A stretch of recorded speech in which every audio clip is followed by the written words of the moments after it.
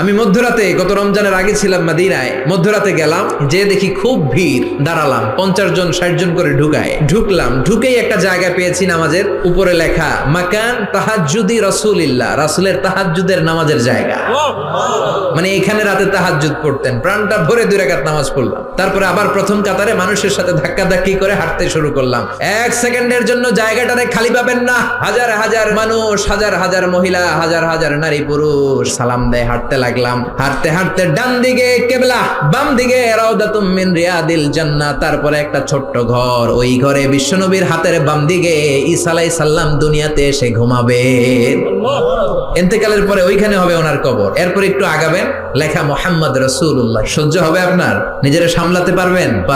যে নবীর কথা আজীবন শুনলাম, যে নবীর জন্য বুকের তাজা রক্ত বিলিয়ে দিতে আমরা রাজি আছি না নাই? ওই বিশ্বনবী নাকি এইখানে ঘুমিয়ে আছে। এই চিন্তাটা যদি কারো মাথায় ঢুকে, নিজেকে সামলানো সম্ভব? নিজেকে ধরে রাখা সম্ভব না। হাঁটতে শুরু করলাম, বুক ফেটে চিৎকার আসে, চিৎকার মেরে নবীর ডাক দিতে মন চায়, কিন্তু বিশ্বনবীর কবরের উপরে লেখা লা তারফাউ আসওয়াতাকুম ফাওকা সাউতিন নবী, খবরদার, এটা নবীর দরবার, নবীর দরবারে বড় গলায় কথা বলা যাবে, বললে আমলগুলো বাতিল করে দিবে কে? বুক ফেটে কান্না আসে, লোকগুলো দাঁড় দাঁড় করে চোখের পানি ছাড়ে, হেঁটে যায়, বিশ্বনবীরে সালাম দেয়, শুধু সালাম দেয় আর চোখের পানি ছাড়ে, আওয়াজ করে কিছু বলার সুযোগ নাই। তারপরে সামনে হাঁটলে পাবেন আপনি সাইয়েদনা আবু বকরের কবর, তারপরে সাইয়েদনা ওমর ফারুকের কবর, এরপর বাবুল বাকি দিয়ে বের হলে জান্নাতুল বাকি, মাকবারাতুল বাকি আছে না নাই? বিশ্বনবী মিটিং এ বসলেন, বনু তামিম গোত্রের লিডার কে হবে?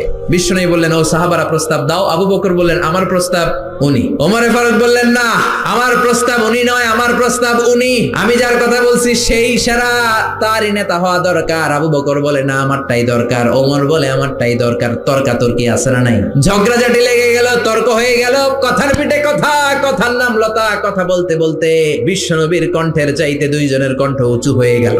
বিশ্বনবীর গলার আওয়াজের চাইতে 2 সাহাবীর গলার আওয়াজ যখন উঁচু হয়ে গেল, আল্লাহ সহ্য করলেন না, ধমক দিয়ে আয়াত নাজিল করলেন, লা তারফাউ আসওয়াতাকুম ফাওকা সাউতিন নবী, খবরদার, আমার নবীর দরবারে বড় গলায় কথা বলা যাবে।